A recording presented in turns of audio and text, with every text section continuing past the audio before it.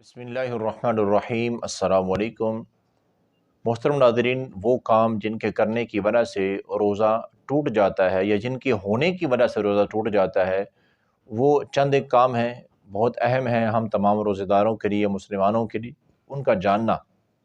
ان میں سے سب سے پہلا کام تو یہ ہے، روزے کی حالت میں اگر خاوند بیوی ملاقات کرتی ہیں، خاص جماع کرتی ہیں، تو اس سے روزہ ٹوٹ جاتا ہے۔ اور روزہ ٹوٹ جاتا ہے بلکہ بہت بڑا گناہ ہے، جس کا کفارہ ہے ایک غلام کو آزاد کریں گے تو پھر اس گناہ کی معافی ہوگی۔ اگر غلام آزاد نہیں کرا سکتے تو پھر 60 مسکینوں کو کھانا کھلائیں گے، پھر گناہ کی معافی ہوگی۔ اگر یہ بھی نہیں کر سکتے تو پھر انہیں مسلسل 2 مہینوں کے روزے رکھنے پڑیں گے۔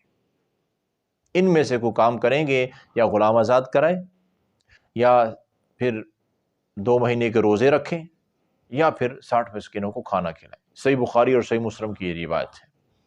تو پھر جا کے اس گناہ سے معافی ملے گی۔ تو بہتر یہ ہے کہ روزے کی حالت میں اپنی شہوت پر مکمل کنٹرول کیا جائے۔ اور دوسری چیز، نبی کائنات صلی اللہ علیہ وسلم سے پوچھا گیا تھا کہ اگر روزے کی حالت میں کسی کو قے آ جاتی ہے تو کیا روزہ ٹوٹ جاتا ہے؟ تو آپ نے فرمایا نہیں، اگر روزے کی حالت میں کسی کو قے آ جاتی ہے تو روزہ نہیں ٹوٹتا، لیکن ساتھ ہی فرمایا وَإِنِ اسْتَقَاءَ فَلْيَقْضِ، اگر کوئی بندہ جان بوجھ کے قے کرتا ہے تو پھر روزہ ٹوٹ جائے گا۔ سنن ابی داؤد اور سنن ابن ماجہ دونوں احادیث کی کتابوں میں یہ حدیث پاک صحیح موجود ہے۔ آپ نے کیا فرمایا کہ اگر خود بخود کسی کو قے آ جائے تو کوئی حرج نہیں ہے، پورے روزے کے ٹائم میں چاہے کھانا کھایا تھا فوراً قے آ گئی ہے، سحری کے وقت ہی، فجر کے وقت ہی، یا مغرب کے قریب جا کے، روزے کو کوئی فرق نہیں پڑتا ہے۔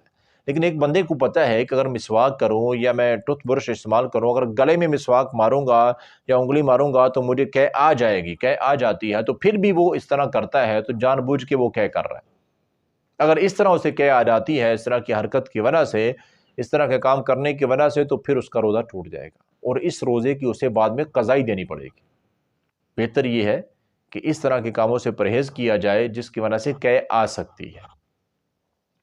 اور اسی طرح تیسری وہ چیز ہے کہ وہ خواتین کے جو مخصوص ایام ہوتے ہیں ماہواری کے یا حیض کے، تو یہ مہینے میں جو ایک پیریڈ ہوتا ہے، تو جب یہ پیریڈ شروع ہوگا نا، اگر عورت نے روزہ رکھا ہوا ہے تو جیسے یہ پیریڈ شروع ہوگا وہ روزہ ختم ہو جائے گا۔ مثال کے طور پہ سحری کی ہے، روزہ رکھا ہے، اور فجر کے بعد ہی وہ پیریڈ شروع ہو گیا تو روزہ ختم۔ اس روزے کی قضائی رمضان کے بعد، جیسے باقی روزوں کی قضائی جتنے بھی اس پیریڈ کے دوران رہ جائیں گے ان کی قضائی دینی ہوگی، اس روزے کی بھی قضائی ہوگی۔ لیکن اگر یہ جو حیض کا معاملہ ہے، یہ سحری کی ہے، ظہر کی نماز، عصر کی نماز، مغرب کے قریب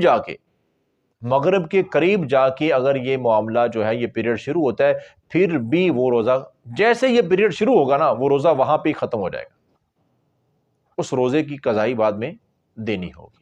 یعنی کہ یہ پیریڈ شروع ہوتے ہی روزہ وہاں پہ ختم ہو جاتا ہے، اس سے آگے روزہ نہیں چلتا ہے۔ اور اسی طرح نفاس ہے، وہ خواتین جو حاملہ ہیں، بچے کی ولادت ہوتی، ابھی اللہ نے ہمت طاقت دی تو اس نے روزہ رکھا ہوا تھا، اب جس بہن نے روزہ رکھا ہوا تھا تو روزے کی حالت میں بچے کی ولادت ہو جاتی ہے، تو جیسے ہی یہ ولادت ہوتی ہے تو نفاس شروع ہوتا ہے تو روزہ ختم ہو جاتا ہے۔